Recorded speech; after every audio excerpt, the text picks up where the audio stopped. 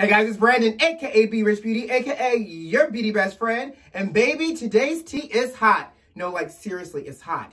Baby, Denise Richards leaves Real Housewives of Beverly Hills. Keeping Up with the Kardashian is canceled. Thank God. I have my P-Valley review. And baby, Tamar, Braxton's boyfriend, has another clapback. We're talking about this and a lot more. So you know what to do. Grab that beverage, make sure that tea is hot, and let's get this party started. Let's go.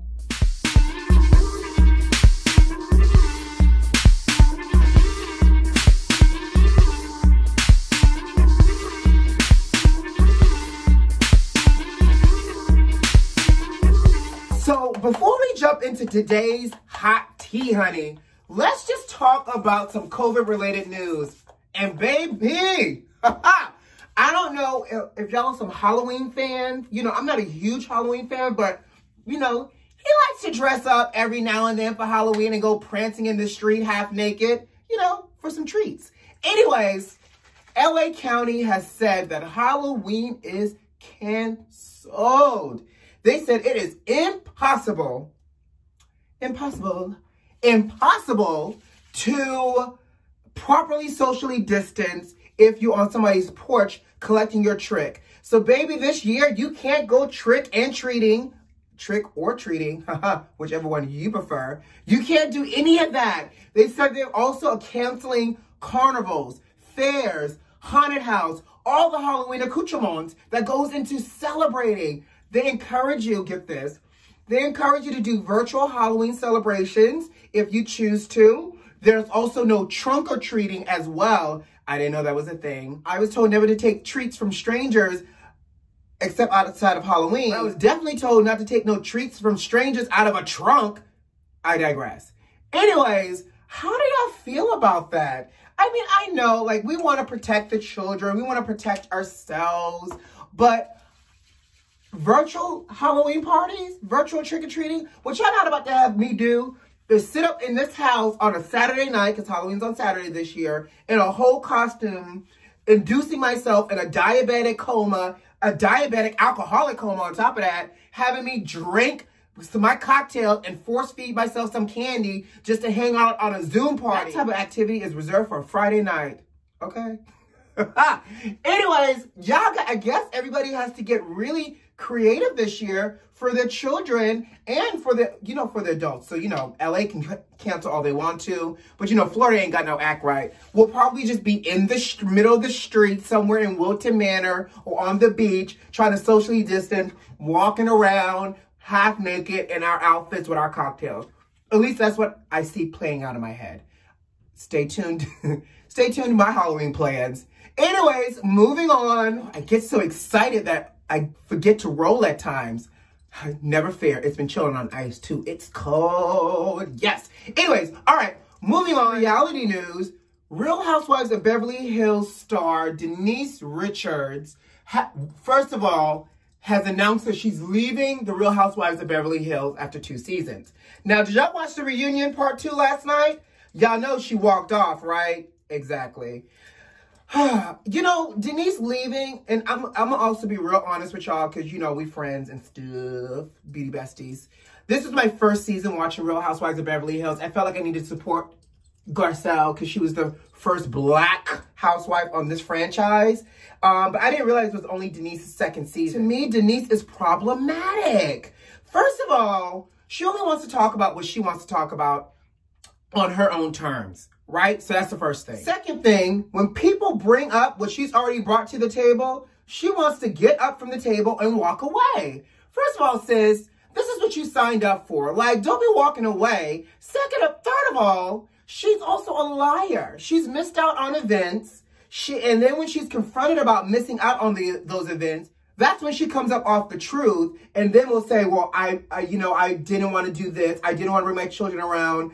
I didn't want to, you know, be in that environment. I felt attacked. Wah, woo, woo. In addition to that, what I really think is the reason why she's now, like, done with the drama of it all is the fact that the kids brought to the table this season, in her 2nd season, she got hit with the hot seat that she took a whole lap around the ladies' swimming pool this season, or the lady pond, whatever pond you want to call it, pond, lake, swimming pool. That, I think, because it makes it seem like Erin did not know, the fact that she cheated on her husband, potentially, allegedly, and everything else in between, set her on fire. And then after all of this, now she wants to leave because it's too dramatic. Girl, in the words of Uncle Clifford from P-Valley, Rule 57.5, there is no crying at the pink. Girl, this is what you signed up for that faux reality show that's called The Real Housewives of Beverly Hills. We know it's reality, but this is what you sign up to put your life on television. You can't get upset because of the drama, because if this was Real Housewives of Beverly's best friend race, then we wouldn't be watching because there would be no drama. So girl, you know what? If this was too much for you after only 2 seasons, in the actions of Nene Leakes, bye boo, bye. Oh, okay, so concealer, y'all know the skincare regimen. The look today is going to be in the description. So if you want to see what I did for the skincare, a little bit of brightening, softening, brightening, hydrating lotion. You know, I'm still rocking with my Glam Glow 6 acid refining treatment. The roller. The Too Faced SPF 25 moisturizer. Studio Fix concealer, Studio Fix powder. We're about to contour next. But speaking of Uncle Clifford, I finally finished watching P-Valley. Baby!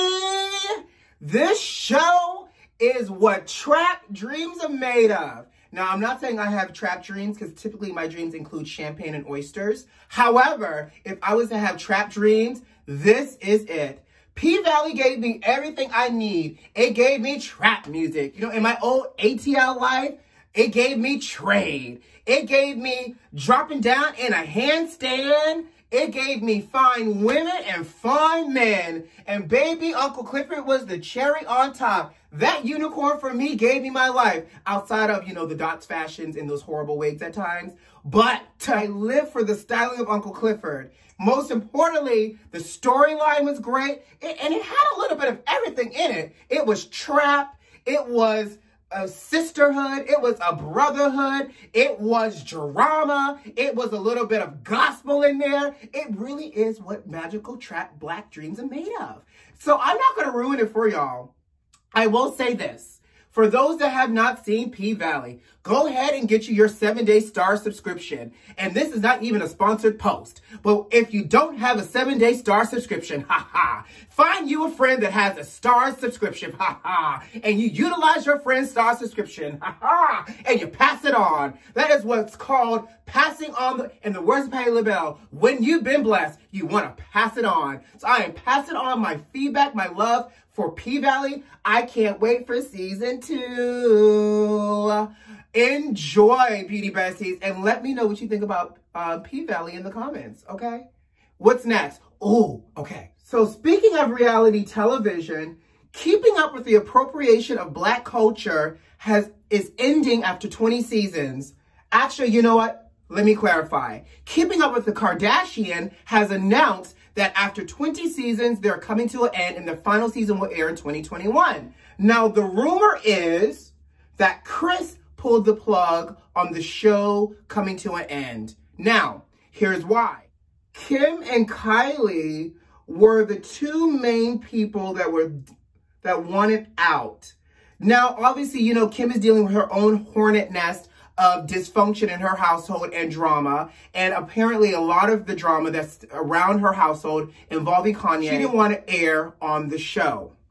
Kylie, on the other hand, y'all know Kylie has Kylie Cosmetics, and Kylie is securing the bags with that. And it's like, at this point, I'm a billionaire, beesh. I don't need this anymore or to put my life on display.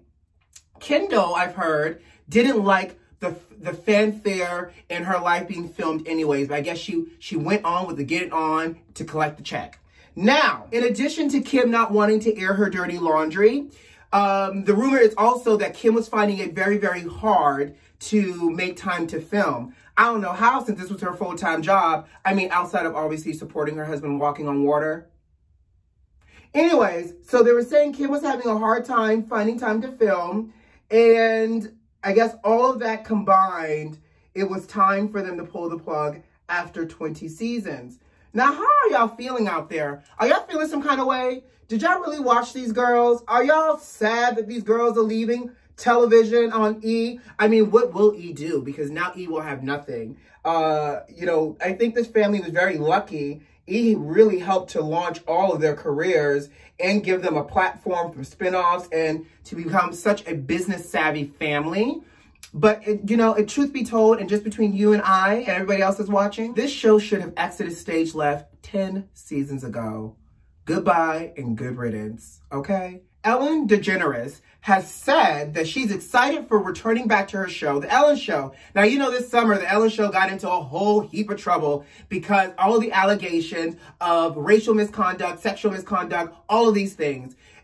In the process of it all, they had to do an investigation. They fired the executive producers that were the pot stirrers and at the hem of all of these allegations. And Ellen says she can't wait to come back into the studio to start filming, and she's going to talk about it. Now, it'll be kind of interesting to see how she whitewashes really what happened for all of us as viewers. But in the meantime, employees are saying that they're now happy. They actually promoted the Black DJ into being an executive producer as well. So kudos for the promotion, sir.